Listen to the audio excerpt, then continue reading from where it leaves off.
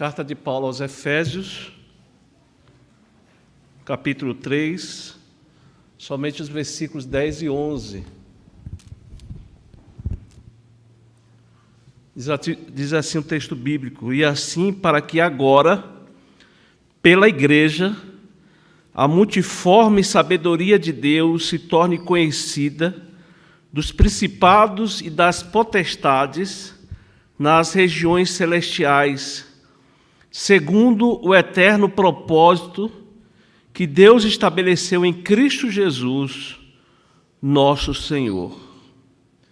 Meus amados irmãos, como foi dito, celebramos hoje o primeiro domingo do Advento, esse período quando nos 4 domingos que antecedem o Natal, adoramos a Deus,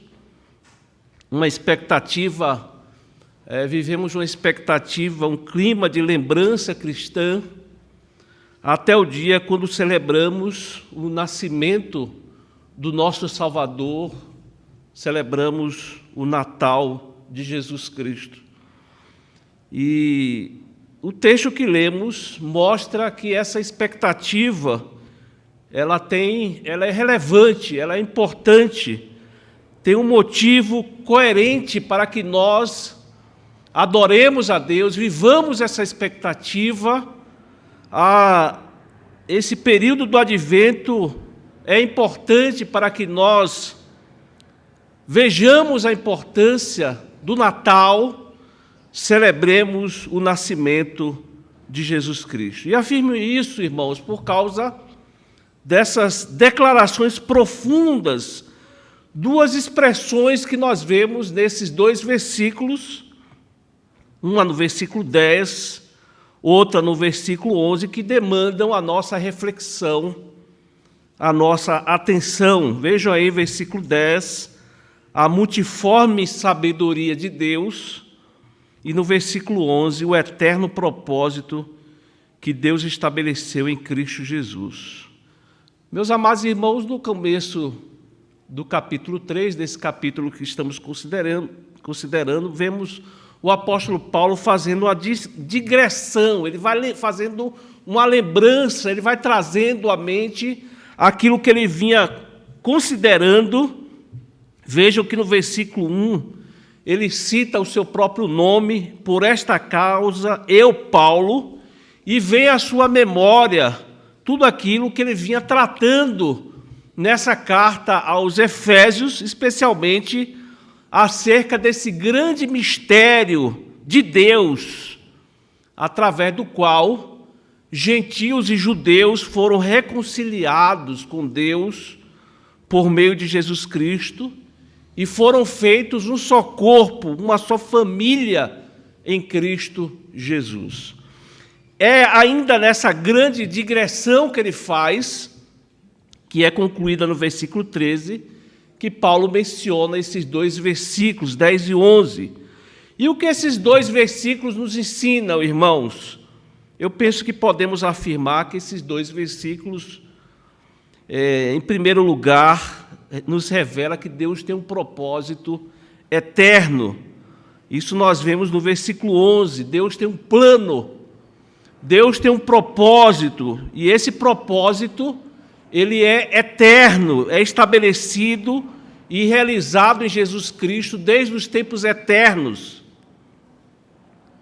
Erra quem imagina que este universo é regido por leis cegas da natureza.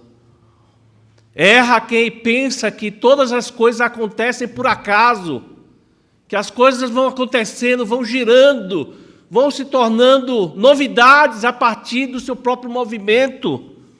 Erra quem pensa que Deus está realizando um plano B por tudo o que tem acontecido. Erra quem imagina que a história não tem um propósito, não tem um objetivo. Erra quem pensa que as coisas são definidas em cima da hora, como nós costumamos fazer. A Bíblia ensina com clareza que Deus tem um propósito eterno, e Ele vem cumprindo esse propósito, e Ele se consumará exatamente conforme a vontade de Deus estabelecida na eternidade. E é assim que nós devemos ver a vida, irmãos. É assim que nós devemos ver todos os atos, é assim que nós devemos ver todos os acontecimentos, tanto da natureza, como os acontecimentos históricos, como os acontecimentos na nossa própria vida. Existe um Deus, esse Deus, ele está estabelecido no seu trono, ele rege o universo, ele determina todas as coisas, a sua vontade é soberana, e ele faz isso conforme o seu desígnio, a sua determinação estabelecida antes que ele houvesse criado o tempo, matéria, até mesmo que nós viéssemos a existir. E esse plano, meus irmãos, a Bíblia diz que ele é estabelecido em Cristo Jesus. E através de Cristo Jesus, ele vem executando, complementando, estabelecendo o seu plano. Aqui mesmo na carta aos Efésios, no capítulo 1, versículo 3, Paulo louva a Deus exatamente por causa desse plano. Deus, lá na eternidade, ele escolheu pessoas para serem santas e irrepreensíveis perante ele, e em amor predestinou estas pessoas para a adoção de filhos, e no amado ele proveu a redenção para estas pessoas e deu sabedoria, interesse pelas coisas de Deus, interesse pelas coisas celestiais, como nós que estamos agora reunidos aqui, interessados nas coisas celestiais, cantando hinos espirituais, buscando a presença do Pai eterno para adorarmos o santo nome do nosso Deus. Meus amados irmãos,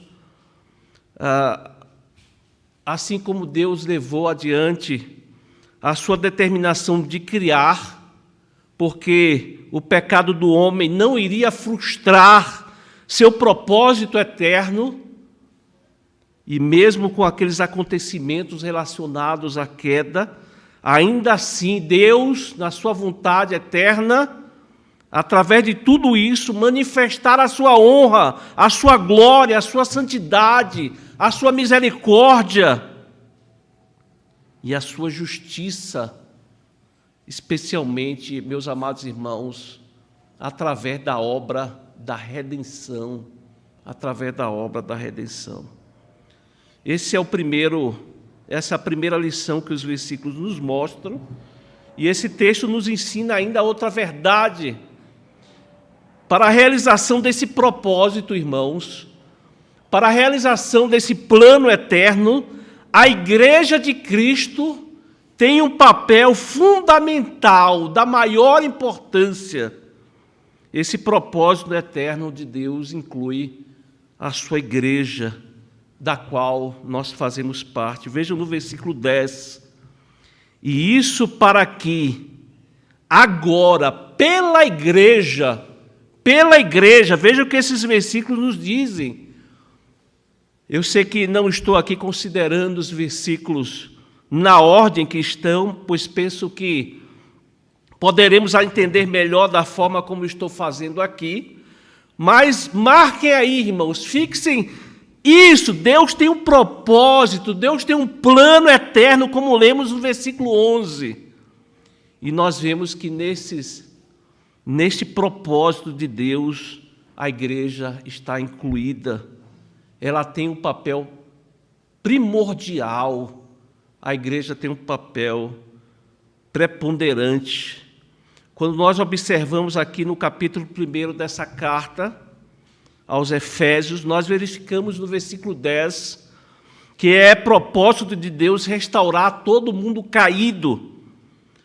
Todas as coisas criadas, elas estão caminhando para a submissão, de serem submissas a Cristo como cabeça da criação. A vontade de Deus é que Cristo reine sobre toda a criação.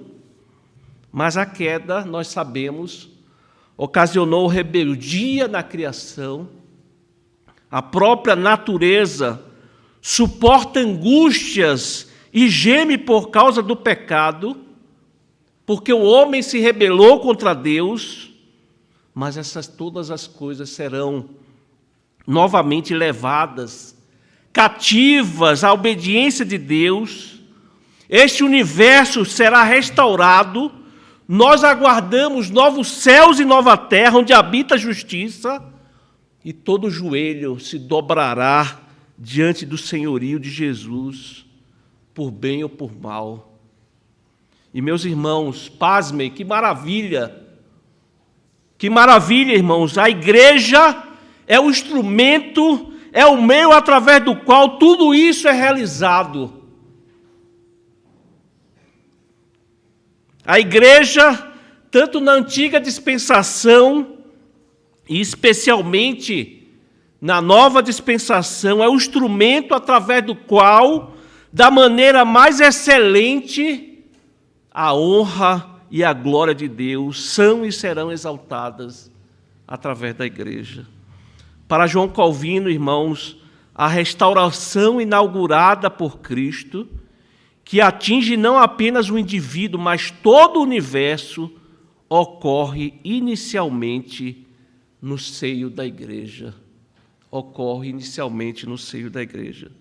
Então, Paulo vem tratando desde o início, nessa sua digressão, acerca do ministério da pregação do Evangelho. Ele lança luz sobre esta verdade bendita, mostrando que o Evangelho lança luz ao mundo sobre os mistérios revelados de Deus, as insondáveis riquezas de Cristo, declarações dessa grande obra da redenção e desse meio pelo qual Deus havia designado desde a eternidade. Qual é o meio, irmãos?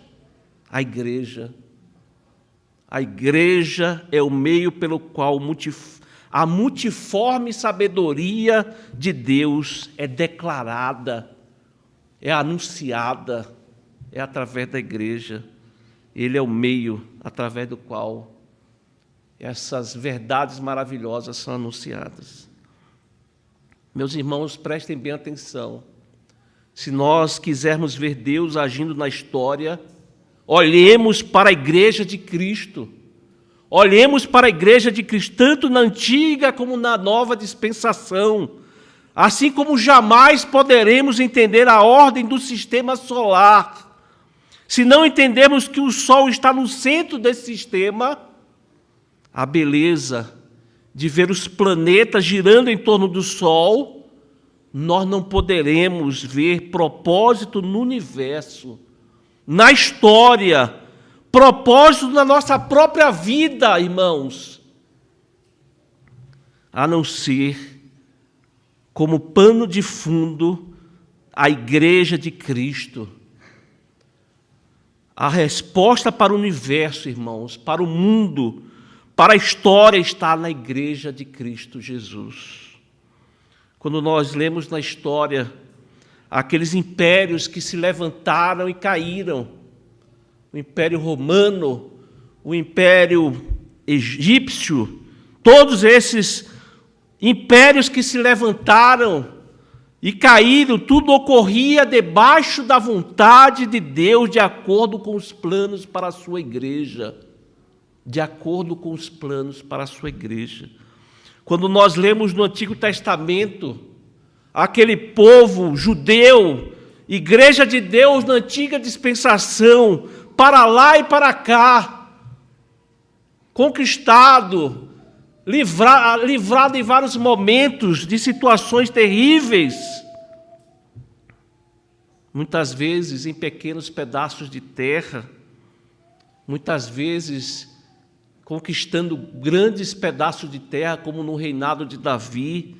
Tudo girava em torno da igreja de Deus na antiga dispensação. E no Novo Testamento ainda mais, irmãos. E no Novo Testamento ainda mais. Claro que agora não vamos olhar para a nação de Israel, porque a igreja de Deus não se confunde mais com uma nação teocrática. Agora nós temos a igreja universal, a igreja em cada canto das nações, composta de pessoas das mais variadas raças, povos e nações, de diferentes níveis sociais, de entendimento e culturas diferentes, mas a verdade, ela continua a mesma. Se você quiser compreender o universo, a história, e quiser compreender qual é o propósito de tudo isso, nas nossas vidas, inclusive, irmãos, olhemos para Cristo, olhemos para a sua igreja, a igreja que celebra o Natal, a igreja que celebra o nascimento de Jesus Cristo, aquele que nasceu na manjedoura, sua história é contada nas Escrituras, morreu na cruz, ressurgiu dos mortos e hoje está à direita do Pai, intercedendo por nós. Procure entender a relação de tudo isso. Procure entender todas essas coisas, todos esses acontecimentos com a igreja de Cristo, para que agora, pela igreja, irmãos, pela igreja, a multiforme sabedoria de Deus se torne conhecida. E a terceira e última lição que eu gostaria de extrair desse texto, irmãos, é que pela igreja, a multiforme sabedoria de Deus é proclamada até mesmo para os seres angelicais, para as criaturas angelicais. Vejam só que coisa estupenda, irmãos. Vejam só que coisa maravilhosa. Os anjos, aquelas criaturas angelicais que foram criadas perfeitas, seres espirituais que não caíram, mas foram preservadas da queda. Estamos falando aqui dos anjos eleitos, que foram guardados pela graça de Deus para não incorrerem nos mesmos erros de Satanás, e que vivem ali desfrutando da presença do Todo-Poderoso. Eles aprendem com a igreja, irmãos. Eles aprendem com a igreja. Podemos dizer que a igreja é a escola onde os anjos aprendem acerca da sabedoria de Deus. Eles prestam atenção, irmãos. Nós, usando aqui o texto de Pedro, onde nós lemos mais ou menos assim: os anjos anelam, os anjos perscrutam as coisas que são anunciadas por meio da pregação da palavra. Vejam aqui que nesse texto de Pedro nos dá uma ideia, e a tradução literal desse texto, irmãos, é de que os anjos, eles se dobram. O interesse é tão grande que eles se dobram para ver as maravilhas que são anunciadas por esse instrumento que Deus mesmo estipulou para falar das grandezas de Deus. É tanto o interesse que eles têm, irmãos. A curiosidade é tão grande em observar o que Deus está fazendo na igreja. O que Deus está fazendo na igreja. Os anjos, eles estavam presentes na obra da criação e aprenderam muito. Quando Deus lançou os fundamentos da terra, lá estavam eles. E eles se regozijaram muito de verem Deus, com a sua palavra, através de Cristo, criar o universo. Deus criou o homem em sua imagem e semelhança, e lá estavam eles, aprendendo dessa obra da criação. Eles louvaram a Deus por causa do seu poder em criar do nada, onde tudo se fez.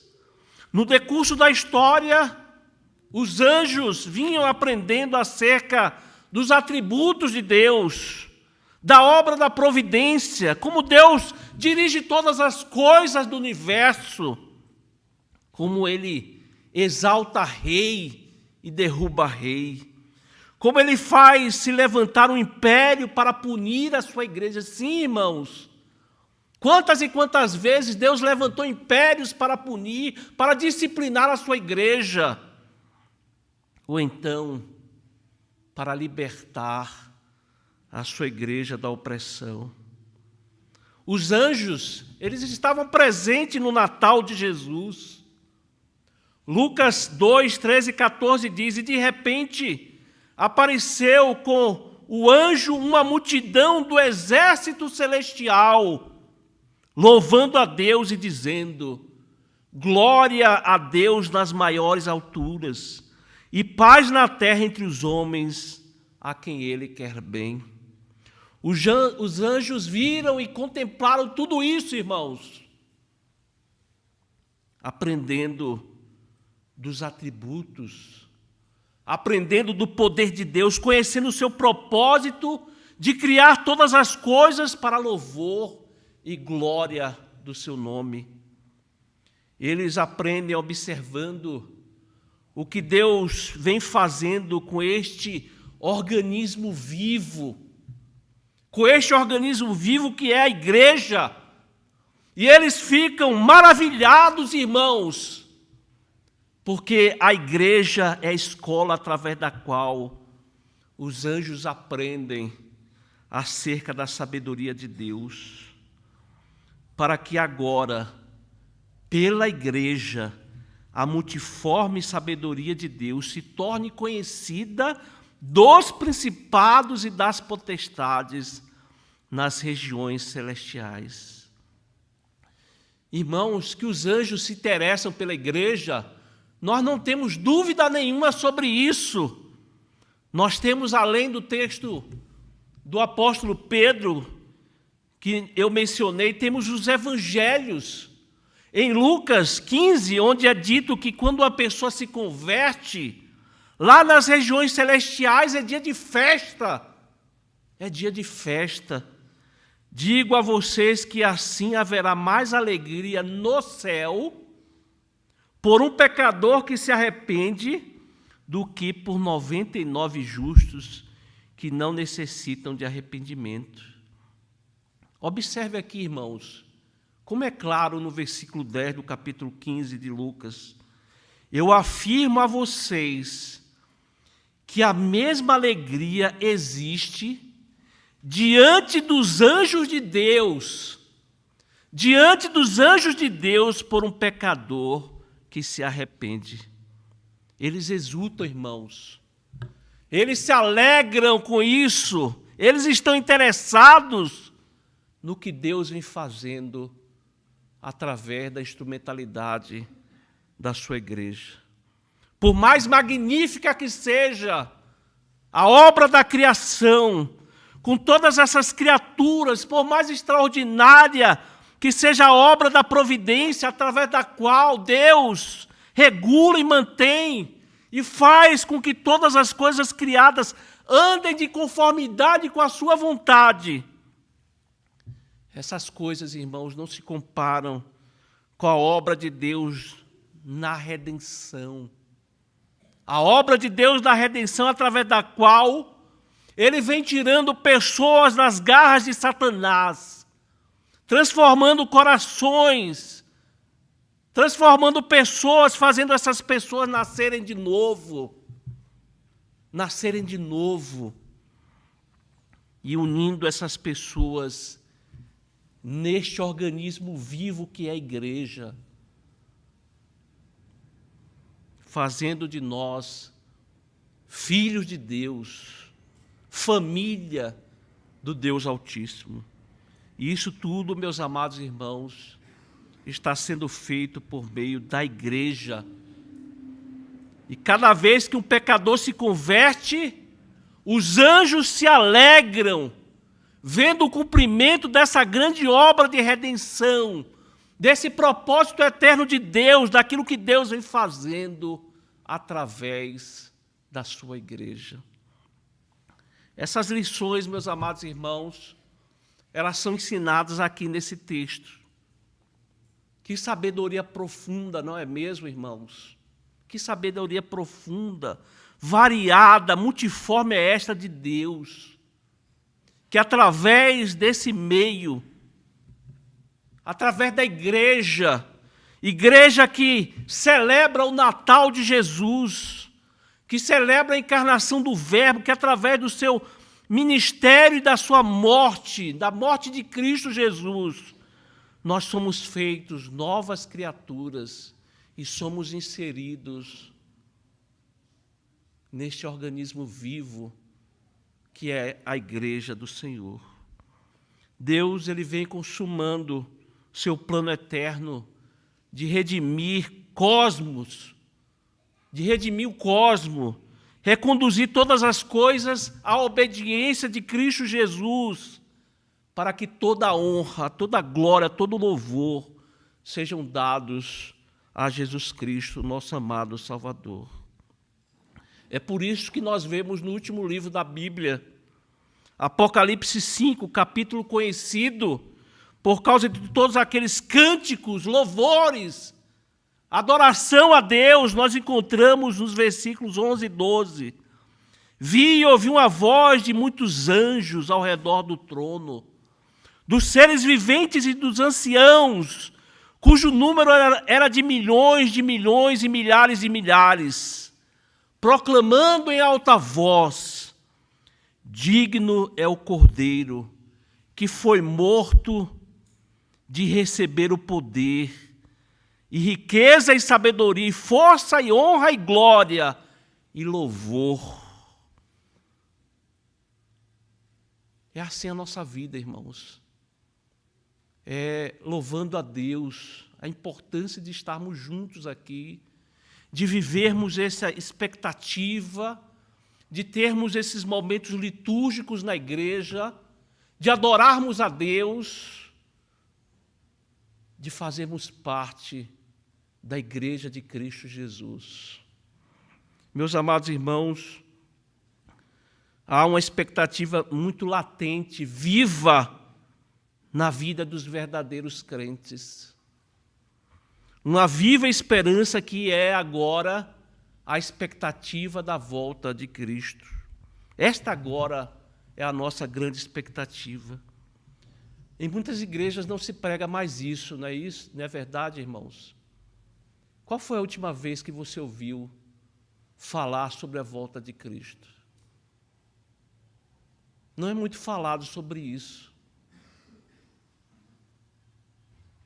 As pessoas estão mais preocupadas nas festanças que vão acontecer no final do ano, no feriado, na ceia, nos presentes.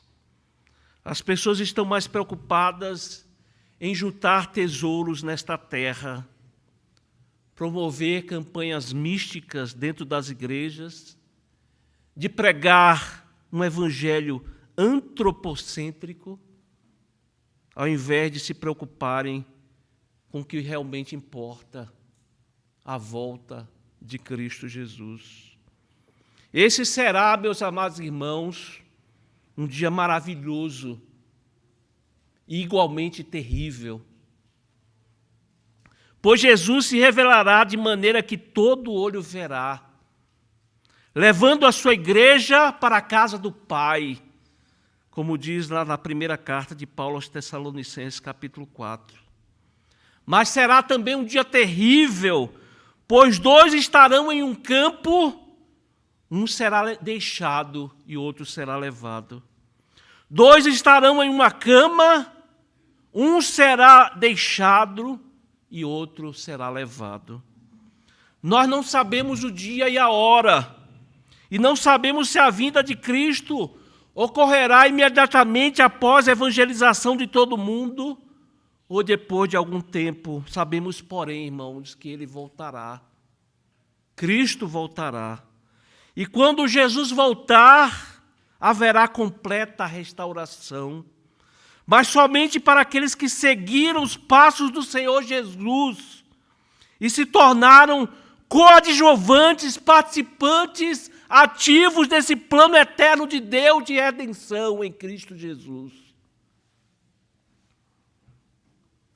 E eu gostaria de terminar o sermão fazendo algumas perguntas aos irmãos. E ao fazê-las, vá respondendo aí no seu coração. À medida que eu vá fazendo aqui as perguntas, responda, vá trabalhando no seu coração aquilo que você assimilou do sermão de hoje. Vá respondendo aí a respeito dessas verdades que foram pregadas nesta manhã. As perguntas são: você se sente participante desse plano eterno de Deus? Você, assim como os anjos, se interessa pela multiforme sabedoria de Deus que é revelada? Você sabe da importância da igreja, desse grande e eterno plano de Deus? Você sabe dessa importância da igreja? E a última pergunta: você vive de forma latente a expectativa da volta de Jesus? Meus amados irmãos, nós somos a cada dia relembrados dessas verdades eternas. Que essas verdades calem fundo na nossa vida, no nosso coração. E assim coloquemos em prática para a honra e glória do nosso Deus. Que Deus nos abençoe, irmãos. Amém.